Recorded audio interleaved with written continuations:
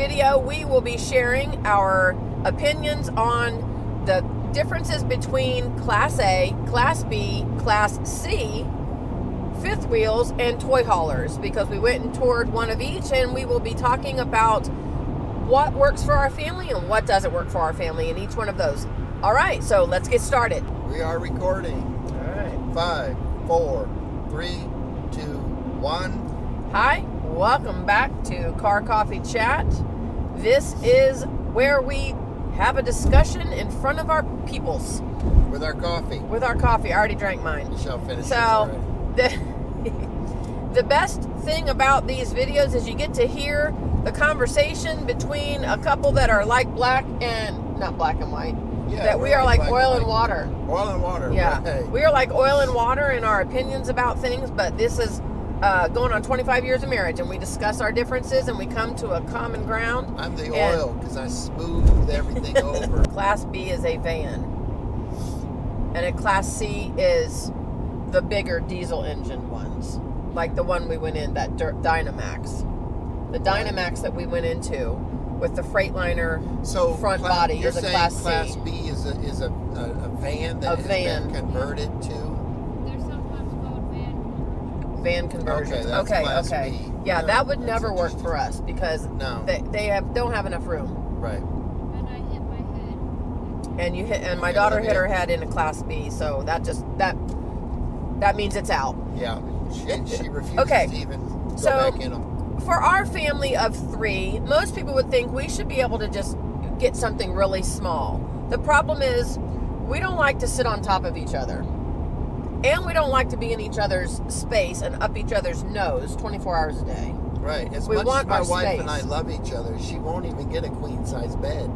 I have to have a Doesn't king-size want bed. to. Exactly. When she sleeps, Yeah. don't touch me. And we would like to give our daughter privacy because she is a teenager and ultimately she deserves to have an opportunity to close a door. You get away from mom and dad. Yeah, and get away from mom and I dad. can be a little overbearing sometimes. I think I'm the overbearing one. Did you see him jump? I did. Yeah, he just jumped because he thinks I can't stop the car. Sorry, honey. Yeah. Okay. I'm a nervous other person driver. Do you want to drive? No. Okay. Class A is a bus Yeah. with a slightly, Sloping or windshield. Or vertical windshield. and they usually come in diesel pushers, which means there's a diesel engine at the back end, or they can be gas. We'll talk first about Class A's. So Class A's are beautiful. They're large and in charge, but they do come in small versions. They do have a bed above the driving part of the vehicle. That's fun. I think the best part of a Class A, to tell you the truth, is the windshield. That's number one for me. I Yeah, love 'cause it being gives able to you a really see good everything, view, because yeah. that reminds me of a semi. The thing I like about them is that if you want a drink or something like that when you're going down the road, or a sandwich or whatever. Look at this, honey. Look, I got a drink right here. You can. I'm drinking You can right get here. up and go back and get something, make something, whatever. The passenger can. Okay, anyway. that's Maybe because my technically you're not husband. supposed to, but you can. Yeah, but that's because you want to drive for 12 hours at a time. Most of the people typically see. stop. They drive maybe 3 hours away and go to another RV park. Going down the road at 70 miles per hour, we could switch drivers. I could go to the bathroom, do my thing. Come back, we switch back, and nobody is the wiser. Yeah, that's not happening. But the point, that's Kidding, your biggest. Don't do that. Don't that's do that. the biggest thing you like about it, right? Is that somebody can go make you a sandwich and grab you a drink, Right. and you get to keep driving Right. because you want to drive for 10 hours at a time. That's true. Yeah. Okay. Yeah. So really, that's not gonna work. No. Okay. The downfalls to a Class A are what? They are ridiculously expensive. If you need work on the engine, you're out of your entire home. Yeah. Those. If Yeah, you that need, is true.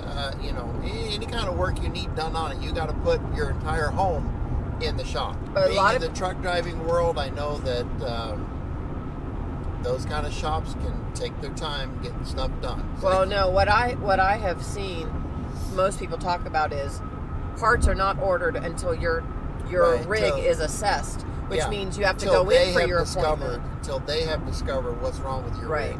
They don't order the parts, and then they may have to order the part from the guy who has to order the part. But Class Bs don't work for us at all, so we're really not going to discuss them.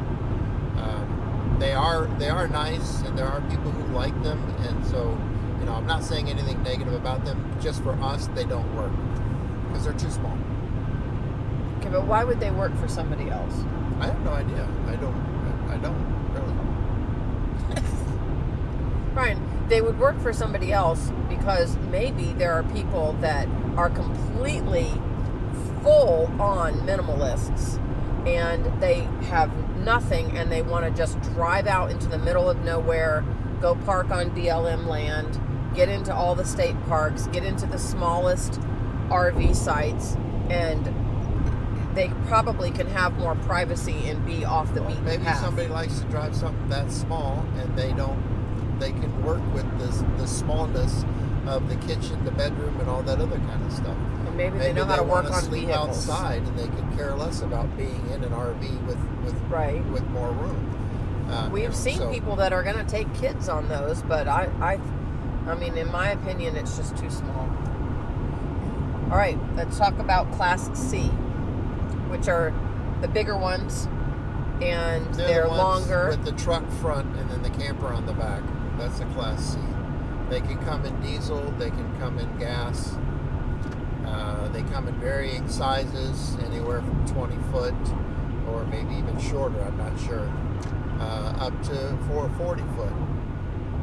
The one that we were in yesterday was a Dynamax Class C. Freightliner front.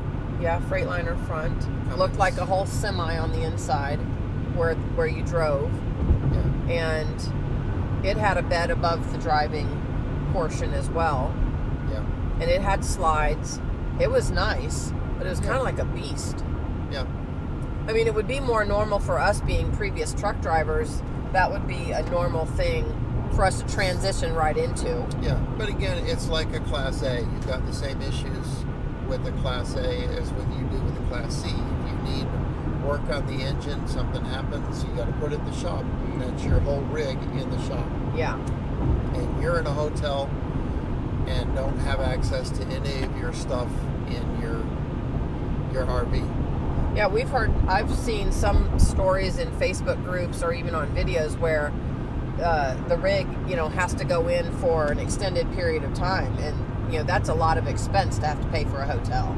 Yeah. Because I guess if your fifth wheel is in the shop too, you have to stay in a hotel. I don't know.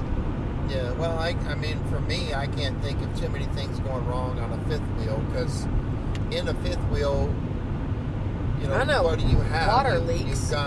You've got electrical to lights. But worst case scenario, use a flashlight. Don't get that electrical fix. Just carry around flashlights. I'm saying you can do that until you can make arrangements to get somewhere and get it properly fixed. And you have availability to make more of arrangements. Whereas if something happens with your, it's mainly to the engine, where you got to put it in the shop. Okay, so let's talk about the benefit of a fifth wheel versus a travel trailer. For us, it's just about stability, safety. We think that there's a higher level of safety with the connection being in the bed of a truck versus the tail end of a truck. Yeah, you've got the weight right directly over the axles that you're hooked to. So for us, with our experience, that's our choice. Having it towed behind, which if that weight starts to go back and forth or something of that nature, it shakes the back end of your truck where you lose control and can lose control. So that's, and we're accustomed to fifth wheel things because we've been truck drivers. I've been 20 years, she's done 10 years.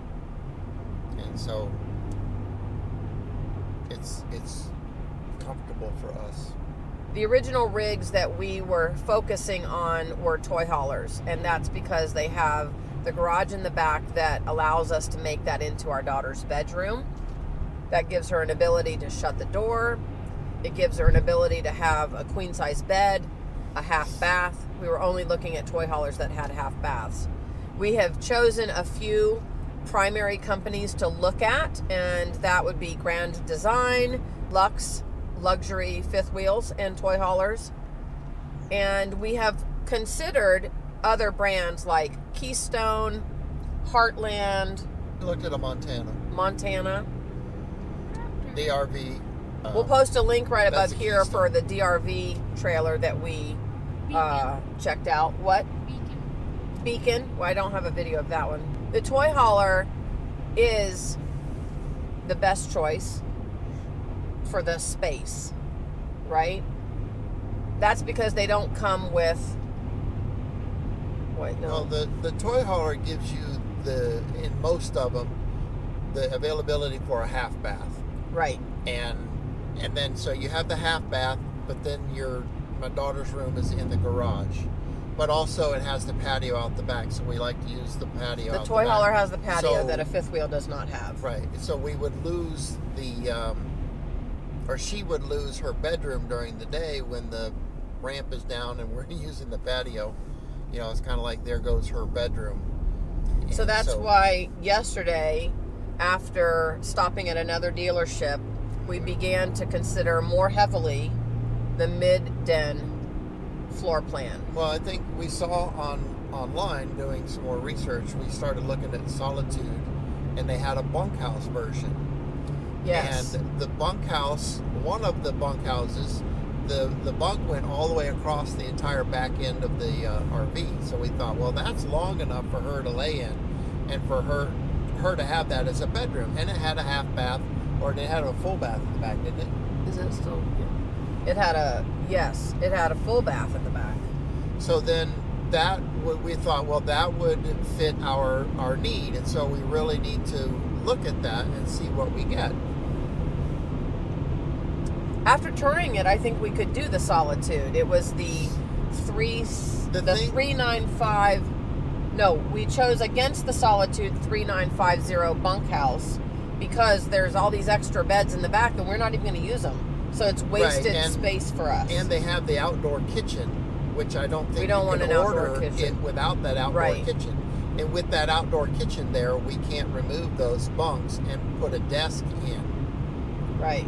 for her to have a desk in her room, because we don't need 4 bunks in Right. that room. So what was the other Solitude that we ended up liking? The 377 MBS. Yeah, We the do want a 377. residential refrigerator, but you can order them with or without that. But we actually really like that mid bunk in the Solitude, it Yeah, the actually is 377 less was than 40 nice. feet. Because it was a mid bunk, and we were originally under the impression that the mid bunk was too short for our daughter to sleep on, but it's not. It's actually just it gives right. her an extra 2 or 3 inches on either end of her head and feet. And it gives to her lay down a full. door to close. Yeah, she a can close desk. the door. She has a desk in there, and she has drawers and storage for her own clothes. For her own So clothes. it's kind of like a little bedroom for her. Right. So we think that we're going to change from the toy hauler. Well, and the other thing that I like about it is that it gives the opportunity to put the living room all the way in the back of the RV. And you get all those and windows. you get windows all the way around you. yeah, I love um, that. You have one window So that when next she to the leaves, couch. we still have a rig that works for us as a couple. Yeah, and then we can just stay in and turn her room into an office. So we lose the half bath, but we gain a bedroom for her, a 100% of the time bedroom for her. Or we could call the mid-den the doghouse, which I would have to sleep into whenever I get into trouble. Yeah. Where do the actual dogs sleep? The dogs will sleep on the floor or the Oh. couches. We could then turn that into a doghouse. Good one. The dogs Yeah, can sleep yeah, in there. yeah. That's their room. All right. So we've covered our opinions of all the different classifications of RVs that are out there. We hope that you guys have enjoyed this. We're pretty much making the decision to go from toy hauler at this time. So this is being filmed in the middle of October 2019. We are choosing to go with a mid-bunk floor plan instead of a toy hauler. And right now we know that we can get those anywhere from 38 feet long all the way up to 44 feet long. So we've just got to 44, yeah. then make a final decision on what brand we are going to end up in. Yeah. Okay, I have a question, first of all, to start You have us to off. give me a second. You can't talk right at the end because I have to edit that. Okay. Can you edit that right at the end? I'm going Or to did edit I- you out. Oh, Did I my talk- gosh. Do you remember what you said? No, I can't remember nothing now. Oh, dear. Those are pretty. We're not going to talk about that in this video. We're not? No. Okay, we'd like to thank y'all for joining us on this Car Coffee Chat. Over my wife's face, right over here, she's going to put... What is she going to put? She's going to put a video. Yeah. And it's going to be our story and reason as to why we're downsizing. Yes. And why we're doing this journey. And then right below that video, she's going to put another one that you can click on and watch. And it's going to be our second Car Coffee Chat because we're on our third one right now.